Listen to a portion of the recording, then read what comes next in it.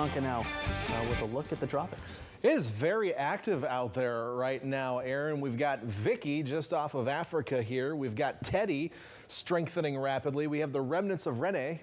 Not much going on there. That's some good news. This is Paulette, which went right over Bermuda yesterday. In fact, there was some good satellite imagery of seeing the island of Bermuda within the eye of Paulette. It's on its way north toward the, well, northern portions of the Atlantic. But then there's Sally, of course, which we were talking about, right along the Gulf Coast. And this one, well, strengthening as well, up to a Category 2 hurricane already tonight. And as we look at the close-up radar picture, plenty of lightning showing up around it, but the circulation center really developing rapidly this afternoon and evening.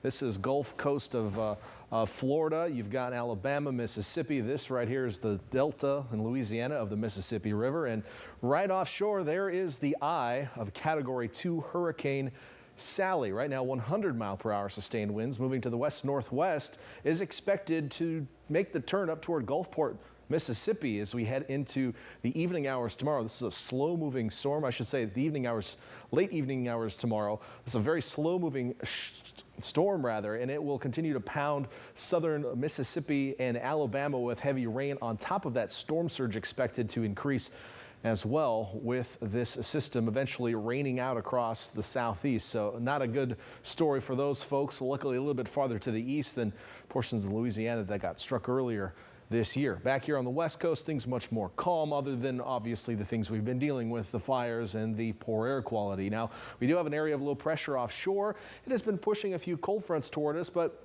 it's actually going to get quite a bit closer to us, not directly impacting us later this week, but indirectly impacting us with some cleaner air. That is some good news for us because it's been nasty out there.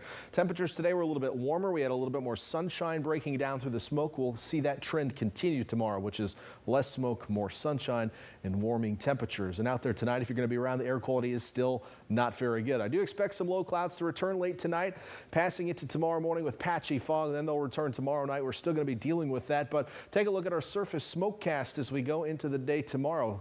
Overnight tonight, a little bit cleaner air tries to sneak in around the area. Still going to deal with some smoke kind of circulating around the bay. The problem is our marine layer is somewhat polluted at the moment with the smoke. Typically, it's very clean, and we have smoke overhead. But right now, most of the smoke's in the lower levels for us. I do expect a little bit of improvement tomorrow. We may get down into the moderate to unhealthy for sensitive groups instead of the unhealthy side of things. So that's some good news. As far as your temperatures, well, they're going to warm up a few degrees as well. We'll be back in the 80s in the Santa Cruz Mountains, upper 60s to 70s on the Santa Cruz coast with 73 in downtown Santa Cruz, 70s in Aptos and Watsonville, Salinas as well, 80s in Hollister and Gilroy, 60s Castroville, Marina. Monterey Peninsula getting a little bit warmer tomorrow, almost 70 tomorrow in Monterey and Seaside with a little bit cooler temperatures out to PG and PB. And then farther south, 70s, Carmel Valley and Big Sur, 70s through Greenfield and the Salinas Valley, and 80s to 90s as you head south. And that, in fact, will get close to triple digits tomorrow. We got close today as well, but we should be pretty close to what we saw today in Bradley.